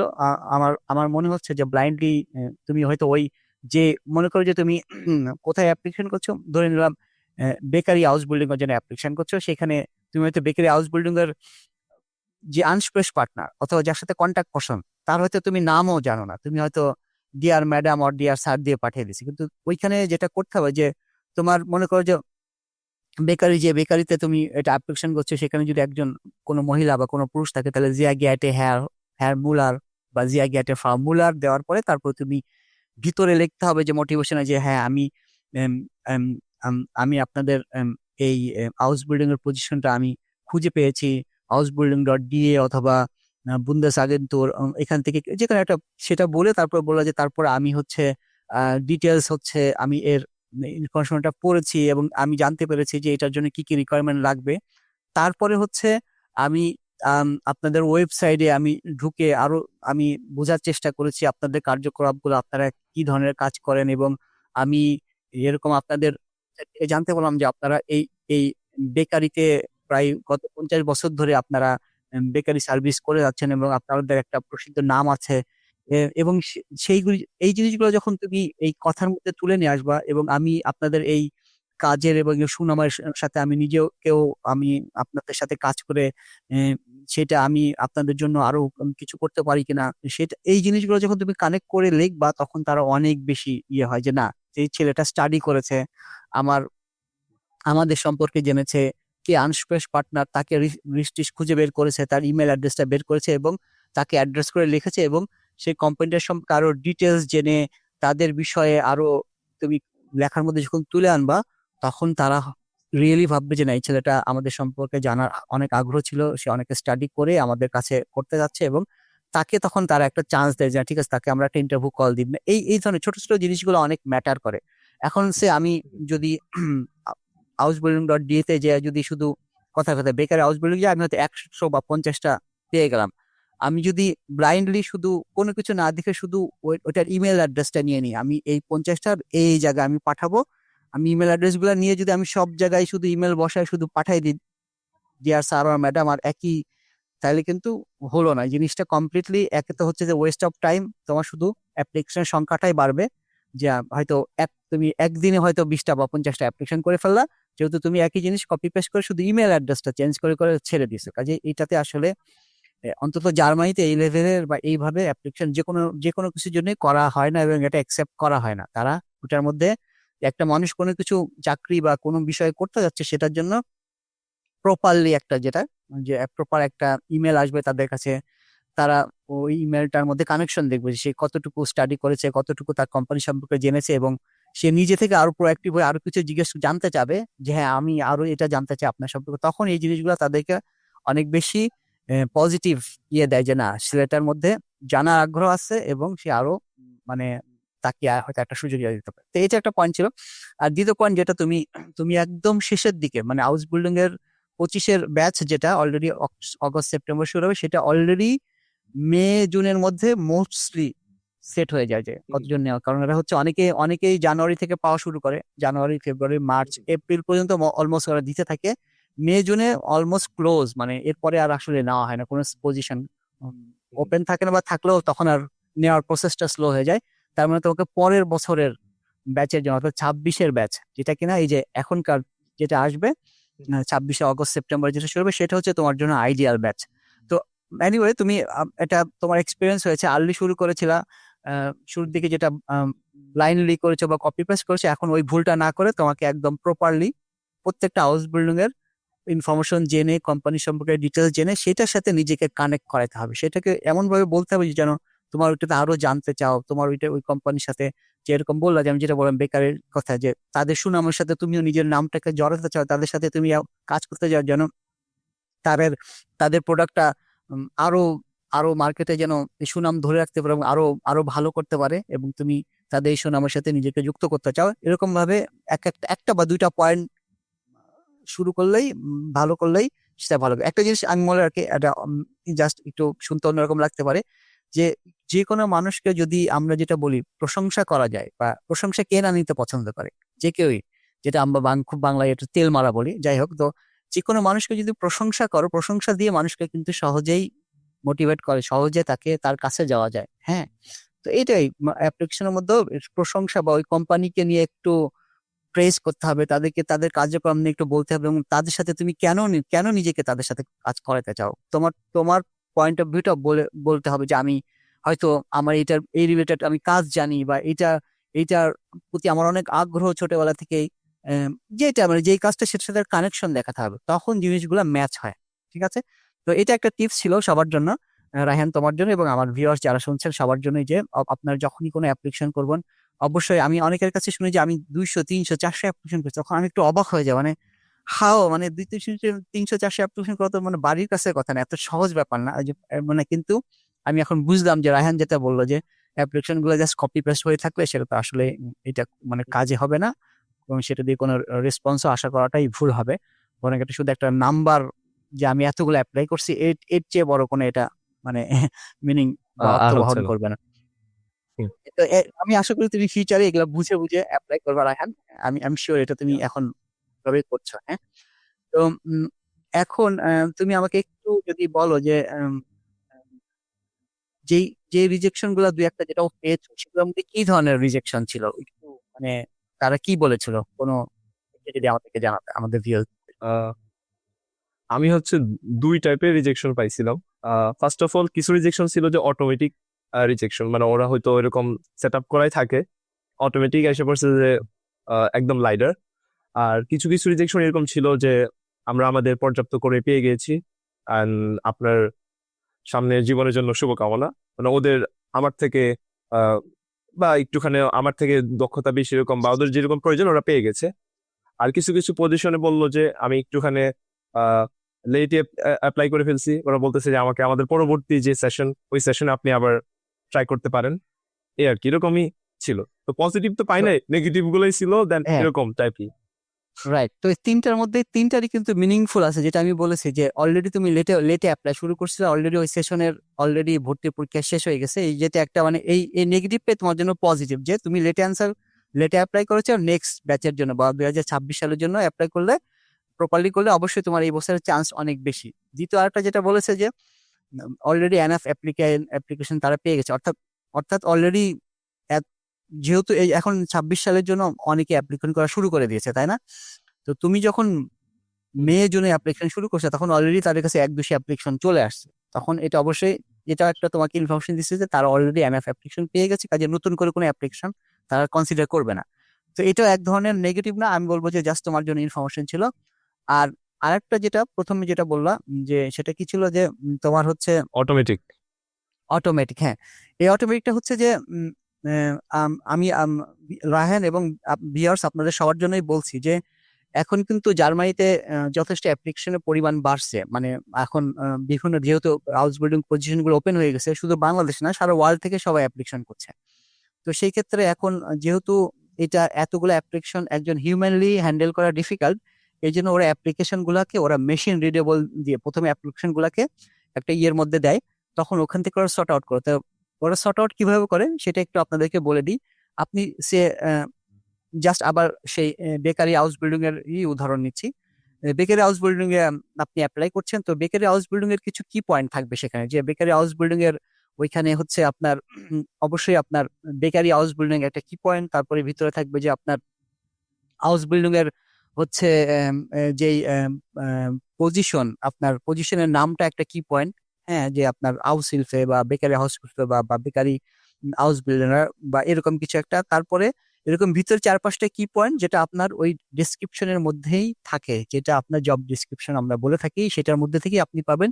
এবং সেই সেই পয়েন্ট গুলোর জন্য আপনার মোটিভেশন লেটারের মধ্যেও ব্যবহার করা হয়। অনেকটা আমরা এসইও বলে থাকি না, এসইও মানে এসইও কিওয়ার্ড, মানে জুক মেশিন অপটিমাইজেশন কিওয়ার্ড আমরা ব্যবহার করে থাকি না, কোনো কিছু গুগলে সার্চ করে যেন পাওয়া যায়, ওই কিওয়ার্ড ধরে এগুলো সার্চ হয়।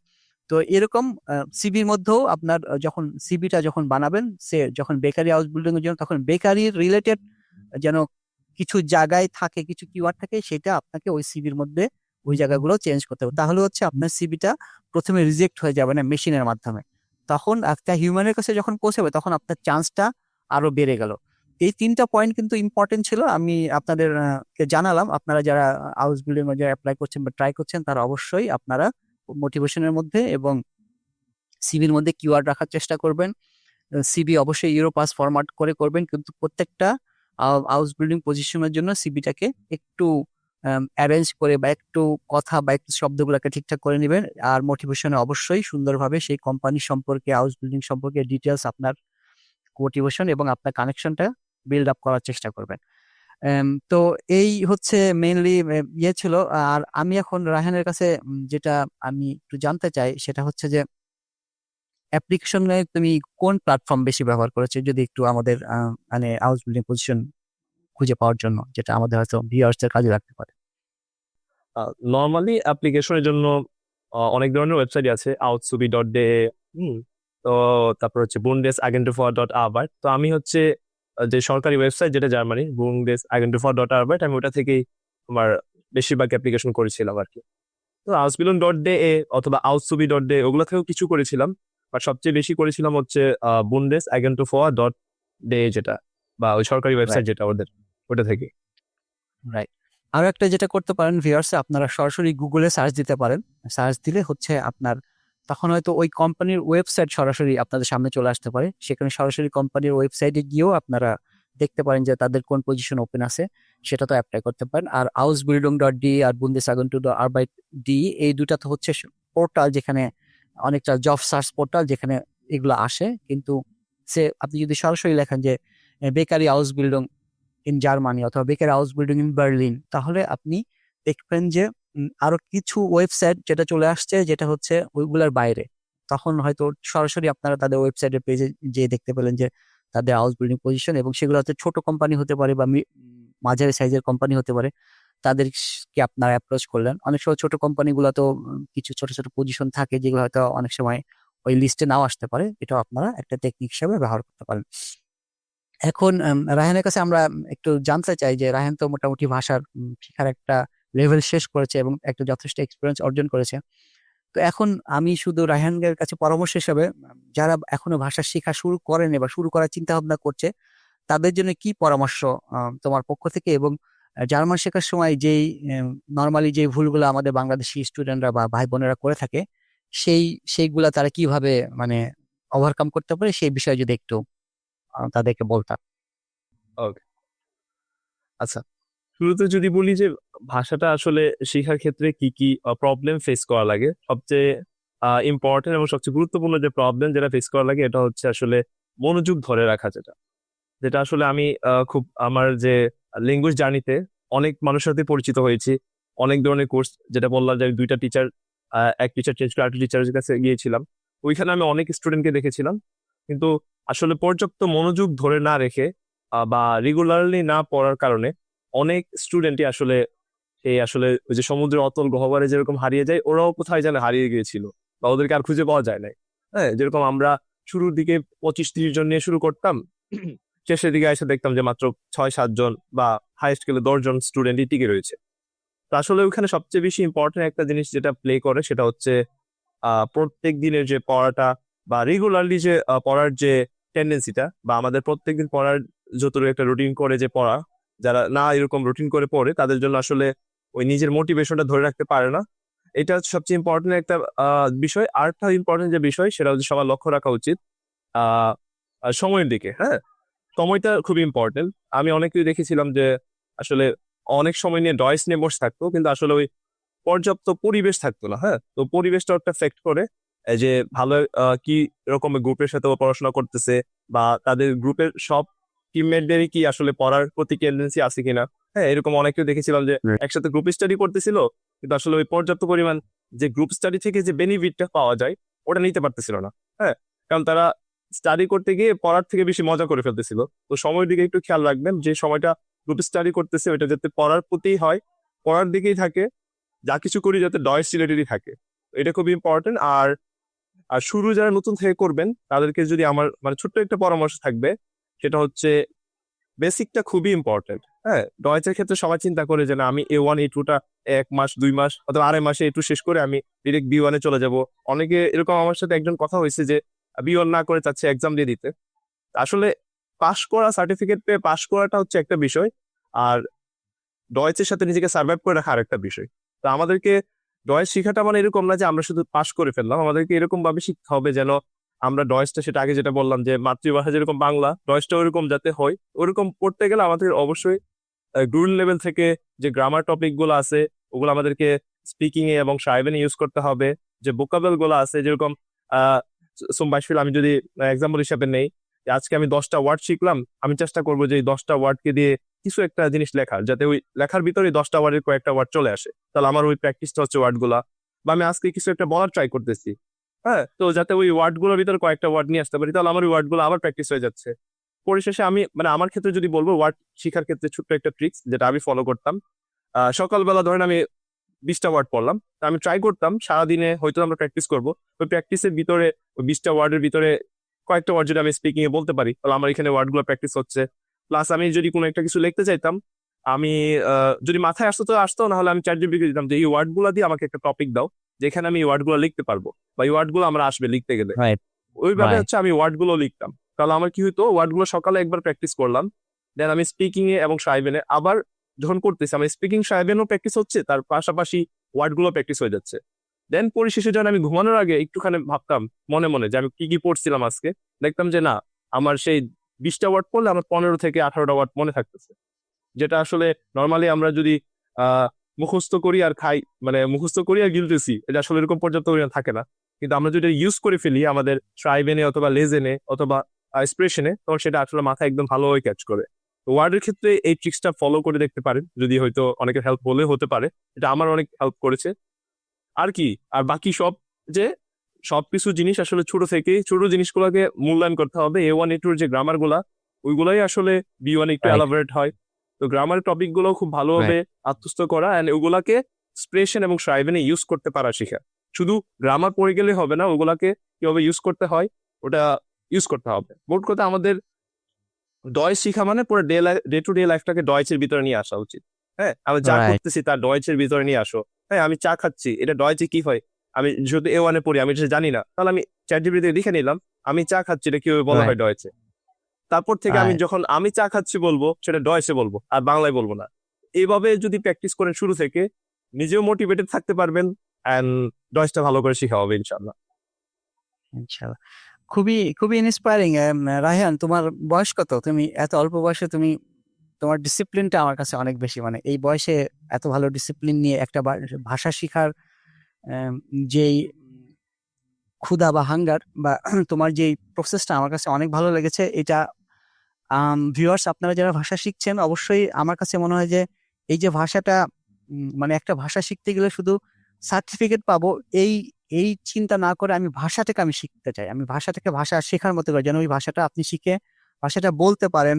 এটা যেন আপনার দৈনন্দিন জীবনে কাজে লাগে।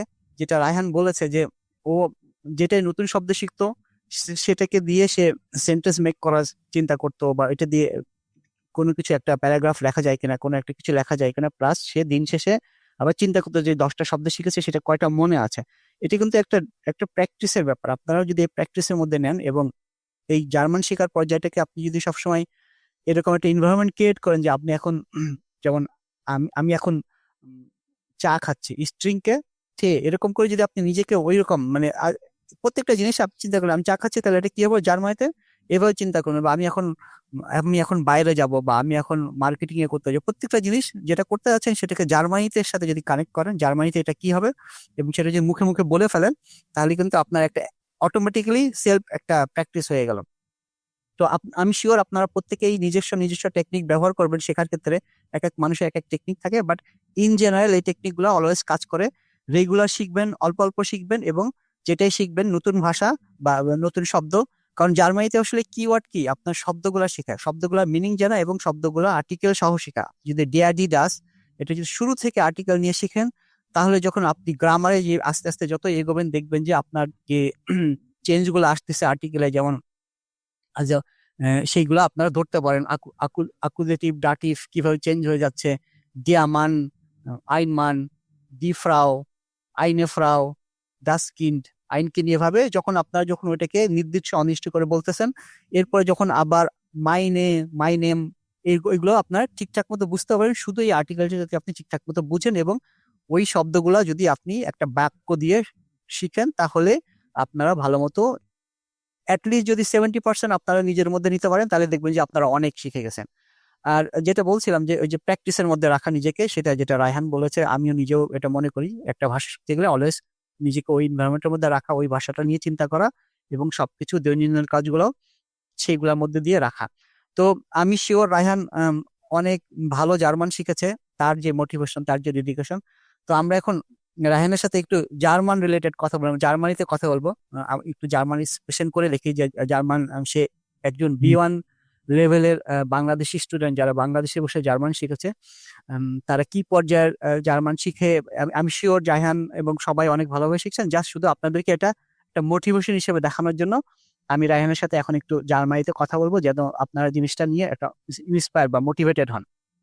তো ঠিক আছে রায়হান, তাহলে আমরা আজকে তোমার সাথে একটু তোমার এটা লেভেল টেস্ট বা অন্য কোনো বিষয় না, যে এটা কিন্তু আমি তোমার কোনো জার্মান টেস্ট নিচ্ছে না, শুধু আমাদের ভিউয়ার্সদের জন্য একটা মোটিভেশন, যে জার্মান ডেডিকেশন নিয়ে শিখলে অনেক সুন্দরভাবেও জার্মান বলতে পারা যায় বাংলাদেশে বসে, বাংলাদেশে প্র্যাকটিস করেই, যেটা রায়হান গ্রুপ স্টাডি করে, গ্রুপ প্র্যাকটিস করে করে নিজের জার্মান স্কিলকে অনেক ভালো পর্যায়ে নিয়ে গেছে। তো Raihan, können wir jetzt Deutsch sprechen? Ja?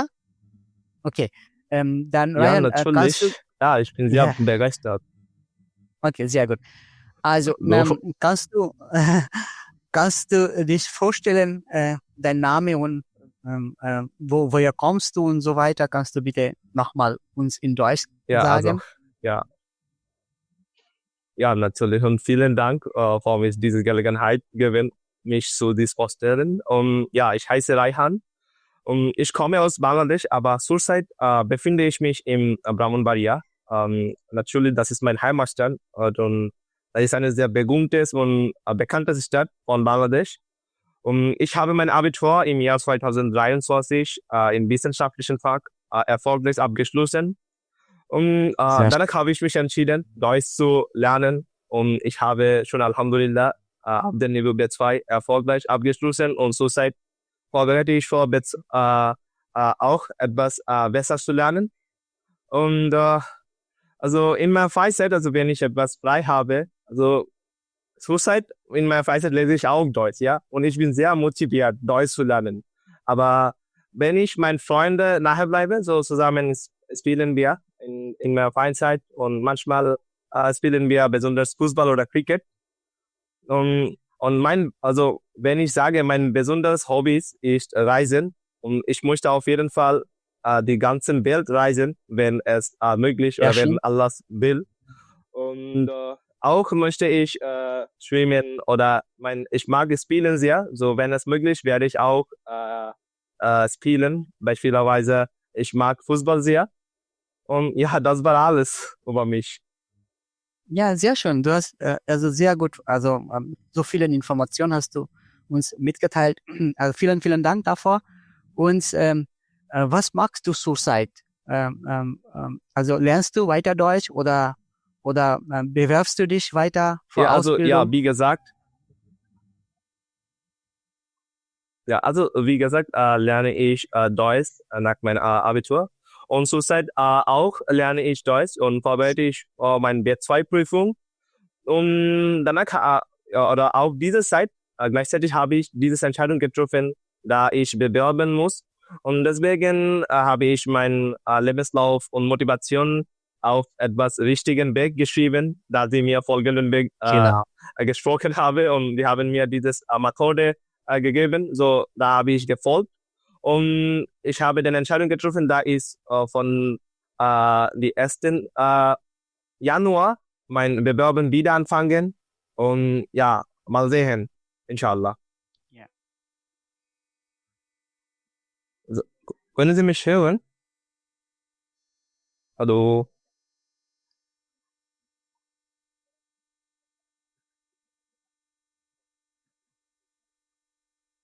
Können Sie mich klar und deutlich hören? Hallo, hallo, hallo. Jetzt höre ich. Du war kurz weg. Also ja, ich höre dich, Raihan.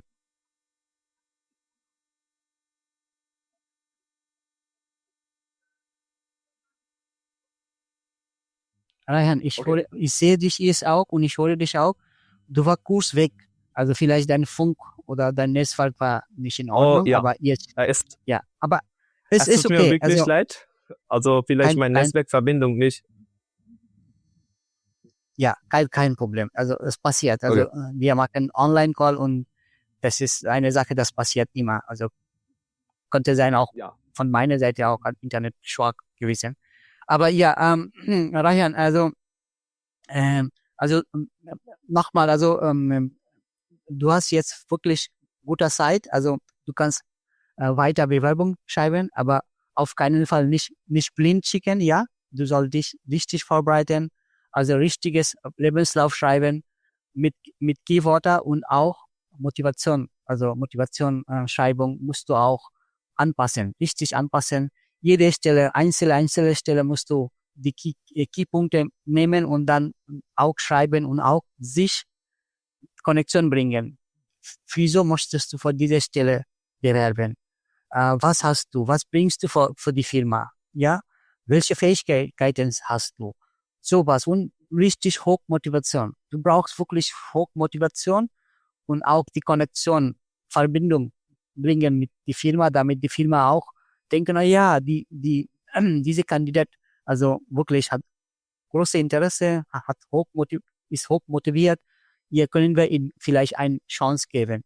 So geht weiter. Also, und nicht nur um eine Stelle bewerben, sondern mehrere Stelle. Aber für jede Stelle brauchst du eine neue Anschreibung, also anfassendes Lebenslauf. Ja, das ist sehr wichtig.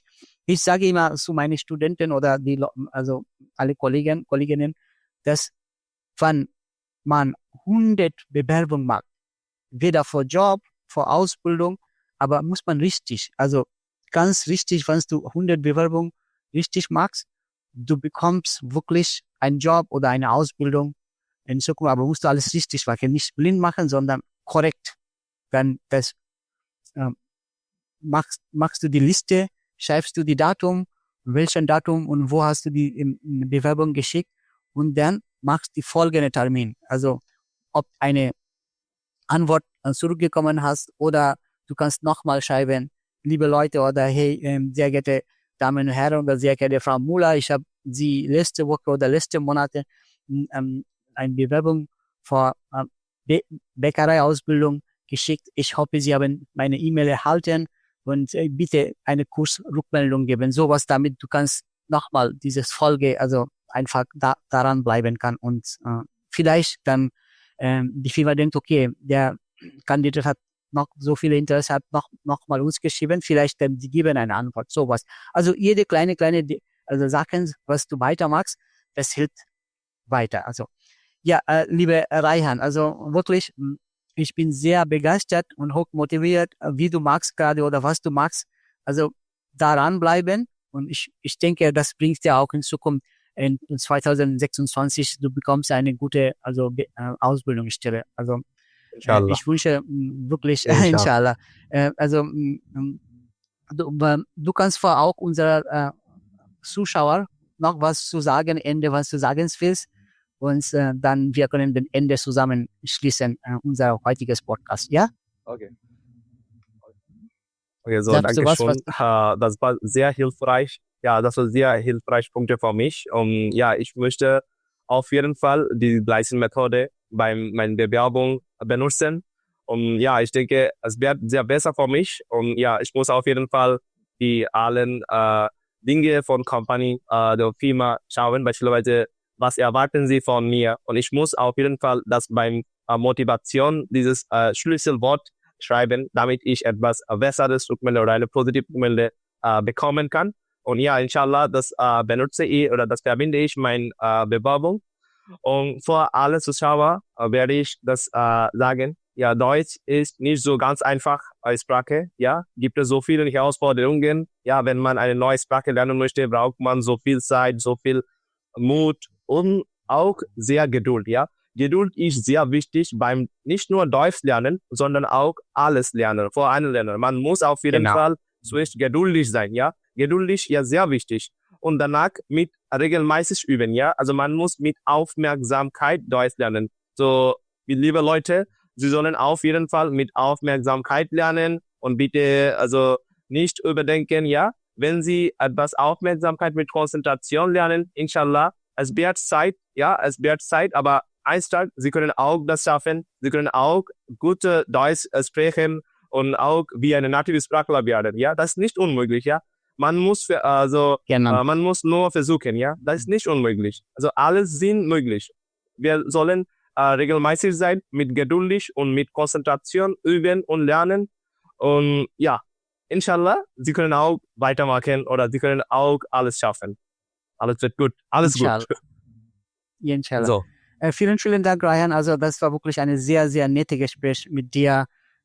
Du hast für unsere Zuschauer, also besonders für mich auch, so viele neue, also Energie, neue Motivation gebracht. Das ist wirklich toll. Also du bist gerade jung und derzeit, was du magst mit Disziplin und auch deine Lernmethode sind wirklich toll, denke ich mal. Und wenn du genau die gleiche Methode nutzt für deine Bewerbung, richtig Disziplin, bekommst du eine Stelle, inshallah, in 2026. Gerne, auf jeden Fall. Ja, Auf jeden Fall folge ich. তো viewers আপনারা দেখছিলেন যে আসলে আজকের podcast একটু বড় হয়ে যাচ্ছে, কিন্তু আসলে রায়হানের সাথে আমি কমপ্লিট একটা পডকাস্ট এভাবে করতে চাচ্ছিলাম যেন আপনারা এখান থেকে একটা মোটিভেশন পান এবং বাংলাদেশে বসেও জার্মান ভাষা থেকে সুন্দরভাবে শেখা যায় সেটা একটা উদাহরণ তুলে ধরার জন্য আমি আজকে রায়হানকে পডকাস্ট কিনেছিলাম। আপনারা রায়হানের জার্মান কথা বলা শুনলেন, আমার কাছে মনে হচ্ছে সে যথেষ্ট ভালো জার্মান শিখেছে, বিয়ন লেভেলে এক্সপ্রেশন থাইলে সে যথেষ্ট ভালো করেছে এবং আপনারা সেম ভাবে শিখতে পারবেন। আপনাদের যদি কোনো হেল্প লাগে তাহলে আমার সাথে যোগাযোগ করতে পারেন, রায়হানের সাথে যোগাযোগ করতে পারেন কিভাবে জার্মানটাকে আরো বেটার করা যায়। আমরা হয়তো ফিউচারে এরকম শুধু জার্মান এক্সপ্রেশন করার জন্য হয়তো একটা গ্রুপ খুলবো বা একটা কোর্স খুলবো, যেখানে হয়তো আপনারা জার্মান এক্সপ্রেশনের জন্য হয়তো আমাদের কাছে আসতে পারেন। আর আমি সবচেয়ে এসে আপনাদের কাছে যেটা বলতে চাই, আসলে আউসবিল্ডিং বা জার্মানিতে আসা বা জার্মান শেখাটা এটা একটা কাইন্ড অফ, আমি সবসময় আমার ভিডিওতে বলি যে এটা একটা ম্যারাথনের মতো। আপনাকে এই ম্যারাথনটাকে আপনাকে লেগে থাকতে হবে, মানে যেটা হচ্ছে আপনার মোটিভেশন ধরে রাখা বা যেটার হচ্ছে আপনার ধৈর্য না হারানো। আপনার যদি ধৈর্য না হারান এবং এটা লেগে থাকেন তাহলে ইনশাল্লাহ আপনারা সফলকাম হবেন। এবং আমি রায়হানের জন্য দোয়া করছি, রায়হান যেন 26 সালে বুঝে ভালো মতো সুন্দর করে আউসবিল্ডিং গুলা আবেদন করে, তাহলে রায়হান হচ্ছে আমি শিওর যে 2026 সালে ইনশাল্লাহ রায়হান একটা ভালো একটা হাউসবিল্ডিং নিয়ে জার্মানিতে আসতে পারবে, কারণ সে অলরেডি রেডি, তার জার্মান ভাষা রেডি, সে সার্টিফিকেট পেয়েছে, সে যথেষ্ট ভালো বলতে পারে। তার শুধু দরকার দুই একটা পজিটিভ হচ্ছে রুকমেলডুম, দুই একটা যদি কোম্পানি তার সাথে ইন্টারভিউ করে, আমি শিওর ইনশাল্লাহ রায়হান একটা হাউস বিল্ডিং এ জার্মানিতে আসতে পারবে। তো রায়হান, তুমি তোমার হাউস বিল্ডিং এর আবেদন কন্টিনিউ করতে থাকো আর জার্মান ভাষাটা শেখাও কন্টিনিউ করতে থাকো। এবং আপনারা যারা ভিউয়ার্স কষ্ট করে যারা এতক্ষণ আমাদের পডকাস্ট শুনলেন, আশা করি এখান থেকে আপনারা যেটাই মোটিভেশনাল বা আপনারা যদি কোনো টিপস পেয়ে থাকেন, অবশ্যই সেটাই আমাদের উদ্দেশ্য ছিল আপনাদেরকে কিছু মানে নতুন কিছু দেওয়া বা আপনাদের জন্য কোনো হেল্পফুল কোনো কিছু ইনফরমেশন নিয়ে আসা। তো আশা করি আপনারা এই আজকের এই পডকাস্ট থেকে যারা স্টুডেন্ট, স্পেশালি যেহেতু আমি একজন স্টুডেন্টকে এনেছি, এই জন্য যে আপনাদের একজন স্টুডেন্টের মুখ থেকে শুনে আপনারা যেন জার্মান শেখা বা জার্মানি যাওয়ার প্রতি বা হাউস বিল্ডিং করার প্রতি যে ডিসিপ্লিন বা যে মোটিভেশন গুলো দরকার সেগুলো যেন গ্রো করে এবং সেইটা যেন আপনারা ধরে রাখতে পারেন। তো সবাই ভালো থাকবেন, আপনাদের আমাদের জন্য দোয়া করবেন এবং দেখা হবে আপনাদের পরে কোনো পডকাস্টে। চিয়ার্স, আসসালামু আলাইকুম সবাইকে।